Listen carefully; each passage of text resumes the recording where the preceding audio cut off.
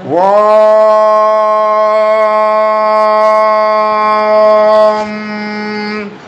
கணாநாம் த்வா கணபதிஹும் ஹவாமஹே கவிம் கவீனாமுபமஸ்ரவஸ்தமம் ஜேஷ்டராஜம் பிரம்மணாம் பிரம்மணஸ்பத ஆனஸ்ருண்வன்னூதிபி சீதசாதனம்.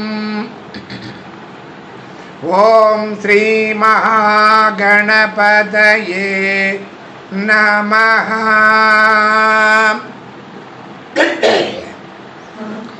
ஓம் உத்யத்பானுசகஸ்ரகோடிசதுருசாம் கேயூரஹாரோஜ்வலாம்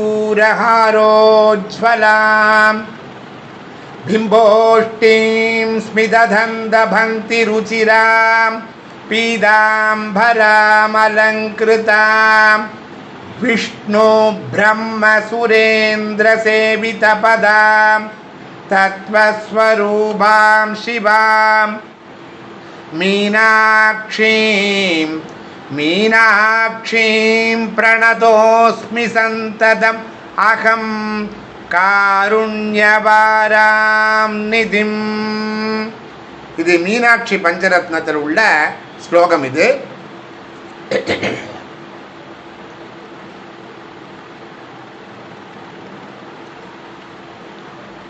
இப்போ நாம் திரிஷதியில் பார்த்துட்டு இருக்கிறது 125வது பகுதி. லப்த அப்படின்னு ஆரம்பிக்கக்கூடிய நாமங்கள். போன தடவை லப்த லீலா, லப்த விப்ரமா, இது போல் லப்த பத்யை, இது போல் நிறைய நாமங்கள் பார்த்தோம். இது எல்லாவற்றையுமே சேர்த்தே சொல்லலாம். ஏன்னா லப்த அப்படின்னா அடையிறது. அம்பாட்ட என்னெல்லாம் நற்குணங்கள் இருக்கோ, அம்பாட்ட எந்த சக்தியெல்லாம் இருக்கோ அதை பக்தர்கள் அடைவதற்கு என்ன செய்யணும் அப்படிங்கிற மாதிரி தான் இந்த திரிஷதியினுடைய நாமங்கள் எல்லாமே. நம்ம போன தரம் பார்த்த லப்த லீலா லப்த விப்ரமாவனுடைய கண்டினியூவேஷனாக நம்ம இப்போ பார்க்கலாம். எல்லாருக்கும் என்ன சந்தேகம் வரும் அப்படின்னா, எதற்காக லீலைகளை பரமாத்மா தன்னுடைய மாயாசக்தியின் மூலம் இந்த ஜகத்தை தோன்ற வைத்து ஜீவன்களை விதம் துன்புறுத்த வேண்டும், ஏன் இப்படியெல்லாம் செய்கிறா, என்ன ரீசன் அதுக்கு அப்படின்னு ஒரு சந்தேகம் வரலாம். ஒருவன் ஒரு ரஸ்தாவின் வழியாக, ஒரு பாதையின் வழியாக நடந்து கொண்டிருக்கின்றான் என்று வைத்துக்கொண்டால், அந்த பாதையை ஒட்டிய பெரிய ஒரு ஏரி, ஒரு குளம் இருக்குன்னு வச்சுக்கோங்க. அதனுடைய கரை உடைந்து வெள்ளப்பெருக்கு இந்த நடக்குபவனை சூழ்ந்து விட்டால், ஏன் ஏரி உடைந்தது, எதற்காக உடைந்தது என்று வினாவிக் கொண்டாயிருப்பான்.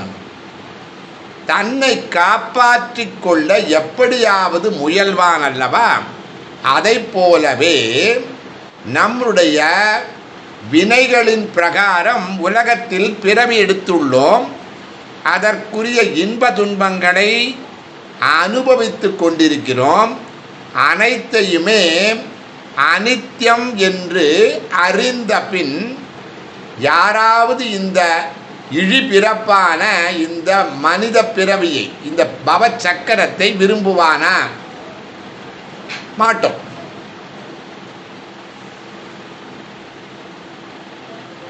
ஜனன மரண பிணியிலிருந்து விரைவில் தப்பித்து கொள்ள முயல்வானே தவிர, ஏன் இந்த உலகு துக்கத்திற்கு இருப்பிடமாக அமைந்திருக்கிறது, எதற்காக இந்த பிறவியெல்லாம் என்று கேள்வி கேட்டு கொண்டிருக்காமல், இந்த கேள்வி மனதில் பிறந்த அளவிலேயே ஸ்ருதிகளின் பதில் என்னவென்றால், இந்த ஸ்ருதி சொல்கிறோம் இல்லையா, வேதம், சிருஷ்டி அனைத்தும் பரமாத்மாவின் லீலைகளுக்கு அமைந்த களம். அதுதான் நாம் எடுத்துட்டு இருக்கிற நாமம். லப்த லீலாயை நமக, லப்த விப்ரமாயை நமக. அமைந்த களம் என்பதும் அதில் நிகழக்கூடிய அனைத்துமே அந்த தேவியின் லீலா வினோதங்கள், அவளுடைய லீலைகள், அவளுடைய விளையாட்டு என்றும், பரமாத்மாவுக்கு தனது மாயா லீலைகளை சாட்சியாக நின்று அனுபவிப்பதை தவிர அவனுக்கு வேறு யாதொரு லட்சியம் கிடையாது. பரமாத்மா வந்து நம்மளை படைச்சு நாம் நம்முடைய வினைகளுக்கு ஏற்ற பொழுது நம்முடைய செயல்களை பார்த்துண்டு ஒரு சாட்சி ரூபமாக இருப்பது மட்டும்தான் அந்த ஆத்ம சைதன்யம்ங்கிறமே பரமாத்மா அதனுடைய லட்சியமாக இருக்கும். பிரம்மசூத்திரங்களில் இந்த கருத்தை அடக்கி லோகவத்து லீலா கைவல்யம் அப்படின்னு சொல்கிறேன். அது வந்து 2.3.16 இருக்குது. அந்த சூத்திரத்தில் இது சொல்கிறேன். உலகத்தில் நாடகத்தில் ருசி இல்லாதவர்கள் துர்லபம். எல்லாருக்கும் இந்த சிற்றின்பத்து மேலே ஒரு ஆசை உண்டு. எளியவன் அரசனாக நடிக்கிறான், பெண் ஆணாக நடிக்கிறாள். இயற்கையில் தத்தம் குணசீலங்கள் என்ன என்ன உள்ளதோ அத்தனையும் மறைத்து ஏனைய குணசீலங்களை தன்மேல் ஆரோபித்து கொள்ளுதல் நடிகனுடைய காரியம். நடிகன் என்ன பண்ணுவான்? தான் என்ன நடிக்கணுமோ அதை நடிப்பான். அவன் உண்மையில் யார் அப்படிங்கிறது கிடையாது. இதை பார்ப்பவர்கள் சாட்சியாக இருந்து கொண்டு இந்த மேடையில் நடக்கிறத கீழே இருக்கிறவன் என்ன பண்ணுவான்? பார்த்துட்டு இருப்பான். மகிழ்ச்சியை அடைகிறார்கள், துன்பத்தை அடைகிறார்கள். துன்பமான காட்சி வந்தால் துன்பம் அடைவார்கள், மகிழ்ச்சியான காட்சி வந்தால் மகிழ்ச்சி அடைவார்கள். உலகென்ற பரந்த அரங்கத்தில் இந்த ஜீவர்கள் தத்தம் உண்மை ஸ்வரூபமாகிய சச்சிதானந்த வஸ்துவை மறந்து மாயை என்ற சூத்திரதாரியினால், அந்த மாயாசக்தியே அம்பாள் தான், அந்த சூத்திரதாரியினால் ஆரோபிக்கப்பட்ட பற்பல சீல குணங்களுடன் நடப்பதை பார்க்கும் பொழுது பரமாத்மா அந்த தேவி தன் ஆனந்த விலாசத்தின் தன்னுடைய விளையாட்டினுடைய மலர்ச்சியை அனுபவிக்கிறாள். தான் படைத்தது தான் அந்த ஜீவர்கள். அவருடைய வினைக்கு ஏற்ப அவர்களுடைய அந்த நிகழ்வு இருக்கிறத பார்க்கும் பொழுது சாட்சி ரூபமாக அந்த பரமாத்மா பார்த்து கொண்டிருக்கிறது. பிரபஞ்சம் அனைத்துமே பரமாத்மாவின் மாயா லீலை என்பதால் யாரும் அதிலிருந்து தப்ப முடியாது. மாந்தரும் கூட கூடிய மட்டும் இந்த அன்றாட உலக நிகழ்ச்சியில் தங்களுக்கு உண்டாகும் இந்த இன்ப துன்பங்களை லாப நஷ்டங்களை ஒரு பொருட்டாக நினைக்காமல் எப்படி நினைக்கணுமா? அவளுடைய அந்த தேவியினுடைய விளையாட்டாகவே கருத வேண்டும். வாழ்க்கையினுடைய அந்த நடப்பு வந்து ஈஸியாக இருக்கணும்னா நமக்கு வரக்கூடிய இன்ப துன்பமோ லாப நஷ்டங்களையோ வந்து அது அம்பிகையினுடைய லீலை, இதில் என்னோட பங்கு எதுவும் கிடையாது. இந்த மனோபாவம் வளர வளர பரமாத்மா எவ்வண்ணம் சாட்சி மாத்திரமாக விளங்குகிறாளோ, அந்த அம்பிகை எப்படி சாட்சியாக இருக்காளோ அவ்வண்ணமாகவே நாமும் படிப்படியாக ஆகிவிடுவோம். நமக்கு நடக்கக்கூடிய இந்த இன்ப துன்பங்களை நாமும் எப்படி பார்க்க ஆரம்பிச்சிருவோம்னா சாட்சி ரூபமாக நம்ம பார்ப்போம். நாம் வந்து இந்த அனுபவிக்கிறவாளாக இல்லாமல் சாட்சி ரூபத்துக்கு நம்ம வந்துடுவோம். ஏன்னா காரணம் என்ன? இதெல்லாம் நடக்கிறது என்னோடது கிடையாது, அந்த அம்பிகையினுடைய விளையாட்டு, அவளுடைய லப்த விப்ரமாயை நமக. கர்ம பலங்களில் உள்ள பற்று நமக்கு அகன்று நாமும் யோக நெறியை அடைந்து விடுவோம். அதுவும் அந்த தேவியினுடைய அருளால். எவ்வளோ அருமையான விளக்கம் பாருங்க. வாழ்க்கையில் வரக்கூடிய துன்பமெல்லாம் வந்து நினச்சி வருத்தப்பட்டு பயந்து இருக்கிறத விட எது நடந்தாலும் அது அவளுடையது தான், நான் இதுக்கு ஒன்றும் கிடையாதுப்பா, இதை வந்து சொல்வது ஈஸி, செய்வது கஷ்டம்தான். ஆனால் படிப்படியாக ஒரு நிகழ்வு நடக்கும் பொழுது அது எப்படி எடுத்துக்கிறோம் அப்படிங்கிறது தான். ஸோ அந்த யௌவனமாக இருக்கக்கூடிய அந்த அம்பிகை போன தடவை படித்தோம். அவள் யௌவனம் தான் எப்போவுமே. நித்திய யௌவன மாங்கல்யாயை நமோ நமகான்னு லலிதா அஷ்டோத்திரத்தை அவளை சொல்லியிருக்கு. அவள் அந்த லப்த யௌவன ஷாலின்யை நமக. இந்த லப்தங்கிற வாரில் 20 நாமம் இருக்குன்னு நான் சொன்னேன். கொடுக்ககிலா வரம் கொடுக்கும் இறை. அந்த ரூபம் எப்படின்னா யாராலுமே கொடுக்க முடியாத வரத்தை வந்து நமக்கு கொடுக்குமா. இது வந்து 1வது திருமுறையில் 62வது பதிகத்தில் சொல்லியிருக்கு.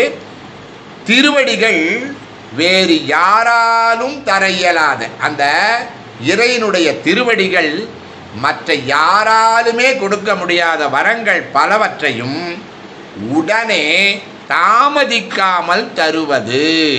தாமதிக்காமல் தருவதுன்னா எவ்வளோ நேரத்தில் தருவா அப்படின்னா, ஒரு கண்ணாடி பாத்திரத்தில் ஒரு உளுந்த மேலே வச்சு அந்த உளுந்து உருண்டு கீழே வர்றதுக்கு எவ்வளோ நேரம் ஆகுமோ அந்த அளவில் நமக்கு எல்லா விதமான அருளும் கிடைக்கும் அப்படிங்கிற அந்த இதைத்தான் நாம் பார்க்குறோம். இதில் ஒரு ஸ்லோகமாக இருக்கக்கூடியதை நம்ம இப்போ பார்ப்போம். அம்பாளுடைய ஸ்லோகங்கள் பார்க்கும் பொழுது நமக்கு ஆனந்த பாஷ்யம் நமக்கு எப்போவுமே வரும். ஹாரநூபுர கிரீட குண்டல விபூஷிதாய வசோபினீம் காரணேஷ வரமௌலி கோடி பரிகல்ப்யமான பத பீடிகா கால கால பணிபாஷபாண தனு அங்குஷாம் அருணமேகலாம் பாலபூதிகலோச்சனாம் மனசி பாவயாமி பரதேவதாம். ஏன்னா அவள் சர்வ அலங்கார பூஷிதி, அவள் ரொம்ப யவ்வனமாக இருக்கக்கூடியவள். சர்வ ஆபரண பூஷிதாயை நமகான் இருக்கு. அந்த மாதிரி இருக்கக்கூடிய அந்த அம்பிகையை பாவயாமி பரதேவதா அப்படின்னு சொல்லி இந்த தேவி நவரத்ன மாளிகா ஸ்தோத்திரத்தில் சங்கராச்சாரியார் சொல்லியிருக்கார். அதை இந்த இடத்துல நாம் ஒரு எடுத்துக்காட்டாக நம்ம சொல்கிறோம். அம்பிகையினுடைய நினைவு நினச்சிட்டு நம்ம உடனடியாக என்ன செய்யணும், அம்பிகையை நாம் எப்போவுமே சொன்னோம் சததம் நினச்சிட்டு இருக்கணும்னு சொன்னோம். அவளுடைய விளையாட்டாக நினச்சிக்கணும்னு நினச்சோம். ஆனால் நாம் அப்படி இருக்கோமா அப்படின்னா பல நேரம் அதுலேருந்து நம்ம கொஞ்சம் நழுவிடுறோம். பல்நீர்மை குன்றி செவி கேட்புயிலா படர் நோக்கின் கண் பவள நிற நன் நீர்மை குன்றி திரை தோளோடு நரை தோன்றும் காலம் நமக்கு ஆதல் முன்.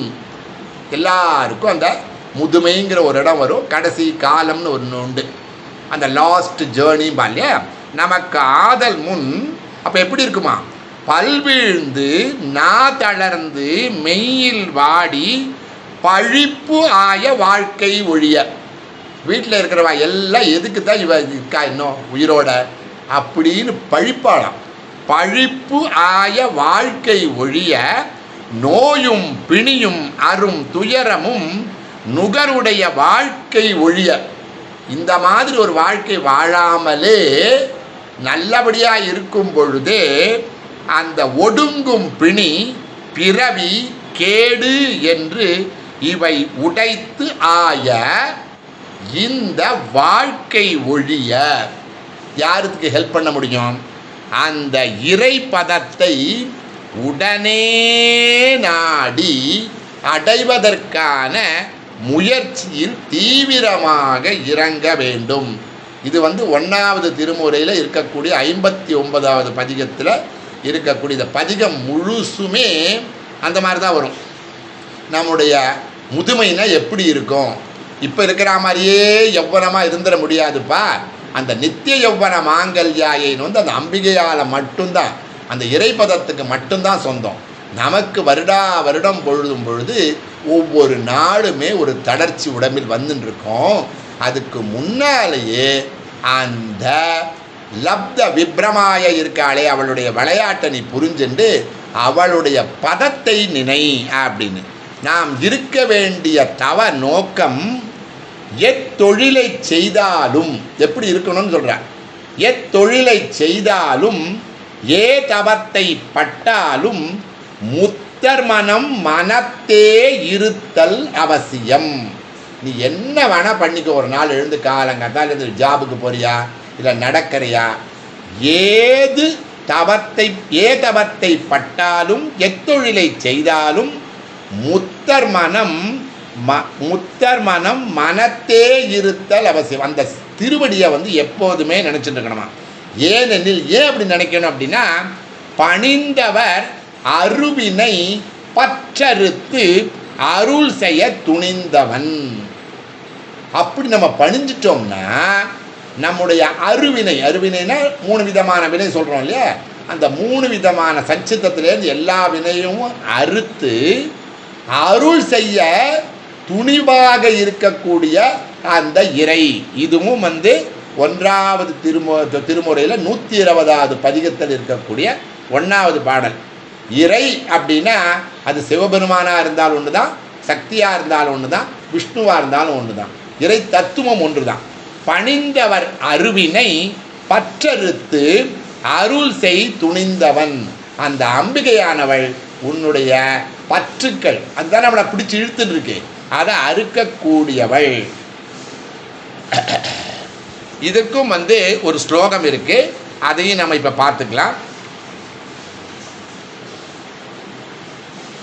கந்தசார கணசார சாரு நவநாகவல்லீரசவாசினி சாந்தியராக மதுராத்ய ஆபரண சுந்தரானன சுஷிஸ்மிதா. சாந்தியராக மதுராதக ஆபரண சுந்தரானன சுசிஸ்மிதா மந்தராயத விலோச்சனாம் அமல பாலச்சந்திரகிருத சேகரீம் இந்திராரமண சோதரீம் மனசி பாவயாமி பரதேவதா. இப்பேற்பட்ட அந்த தேவதைய நான் நினைச்சு நினைச்சு நினைச்சு என்னுடைய வாழ்க்கையை நான் கொண்டு போயின்னு இருக்கேன் அப்படின்னு அர்த்தம். இதோட நம்ம அந்த 274 லப்தாதிசய சர்வாங்க சௌந்தர்யா லப்த விப்ரமம். ஏன்னா சௌந்தரியத்துக்கு அம்பாளை பற்றி 48 நாமம் லலிதா சஹஸ்ரநாமத்தில் மட்டுமே நம்ம டிஸ்கஸ் பண்ணியிருக்கோம். ஸோ அவளுடைய விளையாட்டாக இருக்கக்கூடிய இந்த தத்துவத்தையும் நம்ம புரிஞ்சுட்டோம். அடுத்த நாமமாக இருக்கக்கூடிய 275 276 2 நாமம் இதுவும் இதோட இணைந்தது தான். லப்த ராகாயை நமக லப்த பத்யை நமக லப்த பதி அப்படின்னு அர்த்தம். இதுக்கு ஒப்புமையாக இதே திருஷதியில் இதுக்கு முன்னாடி நம்ம பார்த்துருக்கோம். லப்த ராகாயை லப்த பதி. ராகம்னா நமக்கு ஒரு ராகத்வேஷம் நமக்கு தெரியும் இல்லையா. லப்த பதி அப்படின்னா தன்னுடைய நாயகன். காமேஸ்வர மகேஸ்வரியை நமக. காமேஸ்வரர் நாயகன், மகேஸ்வரி நாயகி. காமேஸ்வர ஆஹ்லாதகரி. இறைவனும் இறைவனும் என்றைக்குமே சேர்ந்து தான் இருப்பா. காமேஸ்வர கிரகேஸ்வரி. காமேஸ்வரரும் அந்த இருக்கக்கூடிய கிரகமாக இருக்கக்கூடியதும் அம்பிகை. ஏன்னா எதுக்காக சொல்கிறேன்னா லப்த பத்யை நமகான்னு ஒரு நாமம் இருக்கு. ஜகத்தை உண்டு பண்ண வேண்டும் என்ற பாவனையுடன் கூடியவள், அதுதான் ராகம். லப்த ராகா. அவளுக்கு ஒரு என்ன ஆசைனா இந்த ஜீவர்களை படைத்து ஜீவருடைய வினைப்பயனை அவர்கள் அனுபவிக்குமாறு, அனுபவித்து முடிந்தவுடன் தன்னோடு சேர்த்து கொள்ளுதல். அதுதான் இந்த ஜகத்தை உண்டு பண்ண வேண்டும் என்ற ஒரு பாவனை, ஒரு காமனையுடன் கூடியவள். தனது இச்சைக்கேற்ப லப்த பத்தியை நமகான் ஒரு நாம சொன்னோமே, தனது இச்சைக்கேற்ப விருப்பத்திற்கேற்ப அகிலாண்ட நாயகனான அந்த காமேஸ்வரரையே பதியாக தன்னுடைய கணவனாக அடைந்தவள். அதுதான் ரொம்ப முக்கியமான லப்த பத்தி. நமக்கு விருப்பப்பட்டு பண்ணிட்டு இருக்காளா இல்லை? இப்போ நம்ம சொல்கிறோம் இல்லையா, நிறைய திருமணங்கள் விருப்பம் இல்லாமலே நடக்கிறது. ஆனால் இங்கே எப்படின்னா தான் முழுவதும் விருப்பப்பட்டு, அதே மாதிரி காமேஸ்வரனும் முழுவதும் விருப்பப்பட்டு காமேஸ்வரனும் காமேஸ்வரியும் கூடியிருக்கிறார்கள். அந்த காமேஸ்வரரையே விமோகினி, இதுவும் திருசதியில் உள்ள நாமந்தான். காமேஸ்வர விமோகினி இந்த நாமத்தில் நம்ம முதல்ல பார்த்தாச்சு. ஏன்னா இந்த நாமத்துக்கு அந்த நாமம் ஒப்புமை அப்படிங்கிறத சொல்கிறோம். ராகஸ்வரூப பாஷாட்யாயை நமக. இது லலிதா சகஸ்ரநாமத்தில் ராகம் அப்படிங்கிறதுக்கு உள்ள ஒப்புமை. இச்சா சக்தியாகவே அன்னையின் கையில் உள்ள பாசம். அம்பாளுக்கு 4 கை நம்ம பார்த்துருக்கோம், சதுர்புஜம்னு சொல்லியிருக்கோம். 4 புஜத்துலேயும் 4 விதமான ஆயுதங்களை வந்து ஒரு குறியீடாக வச்சுருப்பான். அதில் ஒன்று தான் வந்து பாசம், இந்த ராகம்னு சொல்கிறோமே, இச்சா சக்தியாகவே அன்னையினுடைய கையில் உள்ள பாசம், அந்த பாசக்கயிறு ரட்சிக்க வேண்டும் என்ற ஆசை உடையவள். இந்த உயிர்களை எப்படியாவது ரட்சித்து தன்னுடைய பதத்தில் சேர்த்து கொள்ள வேண்டும். யாருமே அணுக முடியாத அந்த பரம சிவனை என்ன பண்ணிருக்க அம்பாள்? தன் அன்பான கணவனாக பெற்றவள். இதுக்கு மேலே என்ன பாக்கியம் வேணும்னு அர்த்தம். அதான் லப்த பத்யை நமக. அவனுடைய இடது பாகத்திலேயே அமர்ந்திருப்பவள். காமேஸ்வர பிராணநாதாயை நமக, காமேஸ்வர மனப்பிரியாயை நமக. காமேஸ்வரனுடைய மனசு எப்படி இருக்கோ அதுக்கு ஏற்ற மாதிரி இருக்கக்கூடியவளா அந்த அம்பிகை. அவள் தான் அந்த லப்த பத்யை நமக. காமேஸ்வரனுடைய பிராணநாதமாகவே இருக்கக்கூடியவள் அவள். புண்ணிய நன்மாதை மருவி வேதமலிதா வகை பாகம் இக வைத்த பெருமான். இது வந்து 12 திருமுறையில் சொல்லியிருக்கிறது. புண்ணிய நன்மாதை மருவி வேதமலிதா வகை பாகம் இக வைத்த பெருமான். என்ன விளக்கம்னா, அருளே மொத்த வடிவமான அம்பிகையினுடைய வடிவம் என்ன? அருளே மொத்த உருவாகிய சித் சக்தி வடிவமான அந்த அன்னை உமாதேவியை எப்படி வச்சுருக்காராம் சிவன்?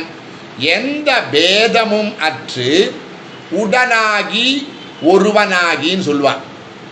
உடனாகி ஒருவனாகினா உள்ளே வச்சுருக்கார், அதே நேரத்தில் ஒரு ரூபத்திலையும் வச்சுருக்கார். உள் கலந்து பேதமற்று, சரி, அதே சமயம் வெளியே தெரியுமாறு அந்த அர்த்தநாரீஸ்வர வடிவம் தன்னுடைய வாம பாகம் இடபாகத்தில் சிவபெருமான் வைத்துள்ளார். உடனாகி வச்சுருக்கார், ஒருவனாக இருக்கிறார். அது உள்ள.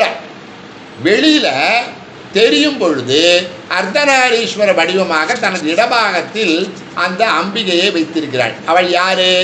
லப்த பத்யை நமகான்னு ஒரு நாமத்தை பார்த்தோம். காமேஸ்வர சுகப்பிரதாயை நமக, காமேஸ்வர ஆலிங்கிதாங்கியை நமக. எப்போவுமே இறைவனை வந்து தழுவிக்கொண்டு இருக்கக்கூடியவள் அந்த இறைவி. காமேஸ்வர சுகப்பிரதாய, காமேஸ்வரருக்கு என்றைக்குமே சுகத்தை கொடுக்கக்கூடியவள் அவள். லலிதா பஞ்சரத்னத்தில் இருக்கக்கூடிய இந்த பாட்டை நம்ம இப்போ பார்க்கலாம். ஏன்னா அம்பாளுடைய ஸ்வரூபம் என்னங்கிறது எல்லாருக்கும் தெரியும். பிராதர்வதாமி லலிதே தவ புண்ணிய நாம காமேஸ்வரீதி. என்ன சொல்லியிருக்கா பாருங்க. காமேஸ்வரீதி கமலேதி மகேஸ்வரீதி ஸ்ரீசாம்பவீதி ஜகதாம் ஜனனி பரேதி வாக்தேவதேதி வச்சசா திரிபுரேஸ்வரீதி. ரொம்ப அருமையான விளக்கம் இதுக்கு இருக்கு. அர்த்தமாக காமேஸ்வரனுடைய பத்னியாக காமேஸ்வரி ரூபம், அதுதான் இந்த இடத்துல சொன்னோம். ஃபஸ்ட்டு காமேஸ்வரி தீன்னு சொன்னோம். மகேஸ்வரர்னு இறைவனுக்கு இன்னொரு ரூபம் இருக்குது சிவபெருமானுக்கு. அந்த ரூபத்தில் இருக்கக்கூடிய சக்தி என்பது ரூபத்தில் மகேஸ்வரிங்கிற பேரில் இருக்கான் என்ற பாவனையில் மகேஸ்வரியாகவும், அவருக்கே ஷம்பு அப்படின்னு ஒரு பேர் இருக்கு இறைவனுக்கு. ஷம்புவின் மனைவியாக ஸ்ரீ சாம்பவியாகவும், முப்புறம் எரித்த பரமசிவனுடைய சக்தி, அந்த அட்ட வீரத்தானத்தில் அது ஒன்று வருமா வரும். இந்த முப்புறம் எரித்தல் அந்த ரூபத்தில் உள்ள இறைவனுக்கு திரிபுரேஸ்வரி என்ற சக்தி ரூபமாகவும் விளங்குகிறாள். அம்பாள் ஒன்று தான், சிவன் ஒன்று தான். ரூபங்கள் மாறும் பொழுது நாமங்களும் மாறுகிறது. காமேஸ்வர பிராண நாட்டியை நமக. காமேஸ்வருடைய பிராண நாடியா இருக்காளாம் அம்பாள். காமேசோத் சங்கவாசின்யை நமக. என்னைக்கும் காமேஸ்வரருடைய சேர்ந்தே இருக்கலாம். இதுவும் திரிசதியில் உள்ள நாமங்கள் தான். அவளுக்கு எப்படி சொல்கிறா பாருங்க, பஞ்சுண்ட மெல்லடியாள் பங்கன் தன்னை. பஞ்சு போல இருக்கக்கூடிய அடியை உடைய அந்த அன்னையை தன்னோடு சேர்த்து வைத்திருக்காராம். இது 6வது திருமுறையில் இருக்கக்கூடியது. எல்லாமே லப்த பத்தியை நமகாங்கிற நாமத்துக்கு ஒரு எடுத்துக்காட்டாக சொல்லக்கூடியது. வரையார் மடமங்கை பங்கா, வரையார் மடமங்கை பங்கா. வரைனா மலைன்னு அர்த்தம். மலையில் இருக்கக்கூடிய மலையத்வஜனுடைய பெண் யாரு? அந்த பார்வதி மடமங்கை பங்கா, அவளை நீ வச்சுருக்க. காரைக்கால் அம்மையார் இதை பாடியிருக்கா. இந்த லப்த பத்தியைக்கு அழகான ஒரு பாட்டு பாடியிருக்கா. அதையும் நம்ம இங்கே பார்க்கலாம். அற்புத திருவந்தாதின்னு பேர். அதுக்கு 100 பாட்டு இருக்கும். குழலார் சிறு புறத்து கோல்வளையை பாகத்து எழிலாக வைத்து ஏக வேண்டாம் செஞ்சடையும் மாங்கவந்தன் பொன்னுருவில் பாகத்தால் பூங்குழலும் பண்பு. பொறுப்பன் மகளான பார்வதியே, உமது அங்கமும் பிரத்யங்கமும் ஆனவள். அவதான்ப்பா அவனுக்கு எல்லாமே. மற்ற அனைத்தும் சாங்க உபாகங்கள். அவளே சிவனது சக்தி ரூபம். அவன் சம்பந்தமே அணி. ஆடை இடம் அனைத்தும் சக்தி பெற்று இயங்குகிறது. காரைக்கால் அம்மையார் அந்த அற்புத திருவந்தாதியில் ரொம்ப அழகாக சொல்லியிருக்க. இறைவனுடைய அந்த லப்த பத்தி நாமத்துக்காக சொல்கிறோம். அதே திருவந்தாதியில் ஒரு பால் உலகளந்த மாலபனாம் மற்றை ஒரு பால் உமையபலாம் என்றால் இருபாலும் நின்னுருவமாக நிறந்தெரிய மாட்டோமால் நின்னுருவோ மின்னுருவோ நேர்ந்து. ரொம்ப அருமையான ஒரு பக்கத்திலேயே திருமாலும் எழுந்திருக்காரே, அம்பாளும் இருக்காளே, அந்த காட்சியை எனக்கு காமிக்கிறியேன்னு சொல்லி ரொம்ப அழகாக அம்பாள் எப்படி சிவனோட சேர்ந்திருக்கான்னு சொல்கிறான். அதே மாதிரி திருவாசகத்தில் கோயில் மூத்த பதிகம் அப்படின்னு ஒரு பதிகம் இருக்கு. அதில் ரொம்ப அழகாக சொல்கிறான். உடையாள் உன் தன் நடுவில் இருக்கும் உடையாள் நடுவுள் நீ இருத்தி அடியேன் நடுவுள் இருவீரும் இருப்பதனால் அடியேன் உன் அடியார் நடுவுள் இருக்கும் அருளை புரியாயே. ரொம்ப அழகாக இருக்க பாருங்க. உடையாள் உன் தன் நடுவில் இருக்கும் உடையாள் நடுவுள் நீ இருத்தி அடியேன் நடுவுள் இருவீரும் இருப்பதனால் அடியேன் உன் அடியார் நடுவுள் இருக்கும் அருளை புரியாயே. இதெல்லாம் அம்பிகையையும் அந்த இறைவனையும் எந்த காலத்திலையும் நம்மளால் பிரிக்கவே முடியாது. வேணா கோவிலில் இருக்கக்கூடிய ரூபம் மனம் மாறி இருக்குமே தவிர இதில் அந்த உருவம் ஒரே உருவம்தான் அப்படிங்கிறதான். மாணிக்க வாசகரும் அந்த உடையாள் உன் தன் நடுவில் இருக்கும் உடையாள் நடுவில் நீ இருத்தி அடியேன் நடுவில் இருவீரும் இருப்பதனால் அடியேன் உன் அடியார் நடுவில் இருக்கும் அருளை புரியாய் என் வேண்டுது அம்மையப்பனுடைய இணக்கத்தை மீண்டும் மீண்டும் நமக்கு வலியுறுத்துவது போல இருக்கிறது. இதில் யோக மீனாட்சியினுடைய ஒரு ஸ்லோகம் இருக்குது, ரொம்ப அருமையான இது. சிவானந்த பீயூஷ ரத்னாகரஸ்தாம் சிவ பிரம்ம விஷ்ணு வாமரே ஷாபிஹீம் வந்தியாம் சிவ தியான லக்னாம் சிவ ஞானமூர்த்திம். அம்பாளை சொல்கிறப்ப எப்படி சொல்ல பாருங்க. சிவ தியான லக்னாம் சிவ ஞானமூர்த்திம் சிவாக்யாமதீதாம் பஜே பாண்டிய பாலாம். பிணை பெணோடு ஒருமையின் இருமை உடையவன். இது 1வது திருமுறையில் இருக்கக்கூடிய 121வது பதிகம். பிணை பெணோடு ஒருமையின் இருமை உடையவன். ஒருமைதான், ஆனால் அதில் 2 ரூபம். தன்னோடு பிணைந்துள்ள அந்த அன்னை உமையோடு ஓர் உருவில் இரு வடிவமாக தோன்றுபவன்.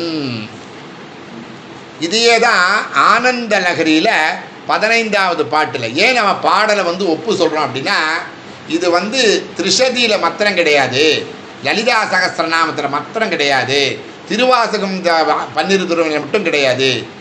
எல்லா கிரந்தங்களும், அது வடமொழியாக இருக்கலாம், தமிழாக இருக்கலாம், அந்த ரூபத்தை, அந்த லப்த பத்தியை நமகான்னு சொல்கிறோமே, அந்த சிவ சக்தியினுடைய ரூபத்தை ஆனந்த லகரியில் எப்படி சொல்லியிருக்காருன்னு பாருங்கள். நமக்கு தெரியும் இல்லையா, சிவானந்த லகரி, நம்ம சௌந்தரிய லகரி சொல்கிறோம் இல்லையா, அதே மாதிரி ஆனந்த லகரியில் லகரின்னா அந்த அலைகள்னு அர்த்தம். ஆனந்தமாக இருக்கக்கூடிய அலைகளுக்கு பேர் ஆனந்த லகரி. 15வது பாட்டு, பார்வதி நாயகனோடு இருக்கும் அந்த இன்பமான நிலை எப்படி இருக்குது அந்த நிலை அப்படிங்கிறத லப்த பத்தி அதுதான் நம்ம எடுத்துருக்குது.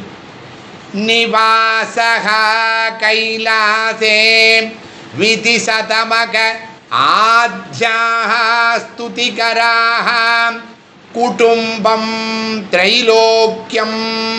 குடும்பமாக இருக்காள, நம்ம குடும்பம்னு சொல்கிறோமே, குடும்பம் திரைலோக்கியம் கிருதகரபுடஹ சித்திநிகரஹ மகேசஹ பிராணேஷஹ தத் அவனித்ராதீஷ தனயே நதே சௌபாக்யஸ்ய க்வசிதபி மனாக அஸ்தி துலனா. துலனானா அப்படி எடை போடுறது, வெயிட்டுன்னு அர்த்தம். ரொம்ப அழகாக சொல்லியிருக்க பாருங்க. நதே சௌபாக்யஸ்ய க்வசிதபி மனாக அஸ்தி துலனா. யார் என்ன இதோட விளக்கம் சொல்கிறான்னா, அந்த பரம சிவனையே தன் நாயகராக அடைந்து, அதான் லப்த பத்தி நம்ம எடுத்துட்டு இருக்கிற நாமம். அந்த அகிலாண்ட நாயகனான பரமசிவனையே தன் நாயகராக அடைந்துள்ள அந்த தேவி எங்க இருக்கா? திருக்கைலாசத்தில் திருவாசம் செய்து கொண்டு எப்படி இருக்கலாம்? 33 தேவர்களாலும் அவ என்ன பண்றா? கை கட்டி தொழுமாறு. எதுக்காக? உன்னை அடைய காத்திருக்கும். இது அம்பாளுடைய ரூபம். சிவனோட அம்பாள் இருக்கா, முன்னாடி 33 தேவர்களும் கை கட்டி நின்றுண்டு எனக்கு நீ உன்னுடைய திருப்பதம் வேணும். யாரு செய்யறவா? யாரு? 33 தேவர்கள். அப்படி இருக்கக்கூடிய உனக்கு சமமாக ஒரு ஈக்குவல் பண்ண முடியுமா? யாரையாவது கொஞ்சமாவது எங்கேயாவது கூற முடியுமா? அந்த ஈஸ்வரனும் ஈஸ்வரியும் சேர்ந்து கைலாயத்தில் இருக்கக்கூடிய அந்த லப்த பத்தியை நமகாங்கிற அந்த நாமத்துக்கு ரொம்ப அழகாக ஆனந்த நிலையில் சொன்ன இது. அந்த ஈஸ்வரனுக்கும் உன்னால் பெருமை, உனக்கு அந்த ஈஸ்வரனால் பெருமை. உன்னுடைய தவத்தின் பயன் அந்த பரமசிவன், அந்த பரமசிவனுடைய தவத்தின் பயன் நீ அப்படின்னு சொல்லி முடிக்கிறார் அவர். இதோட நாம் இன்னைக்கு உள்ளதை நம்ம முடிச்சுக்கலாம். அடுத்த நிகழ்வில் 277 278 லப்தநானா கமஸ்தித்யை நமக லப்த போகாயை நமக அப்படிங்கிற அந்த நாமத்துக்கு நம்ம பார்ப்போம். அபராத சஹஸ்ராணி கிரியந்தே ஹர்நிச்சம் மயா தாசோயமிதி மாம் மத்வா க்ஷமஸ்வ லலிதாம்பிகே. ஹரிஹி ஓம்.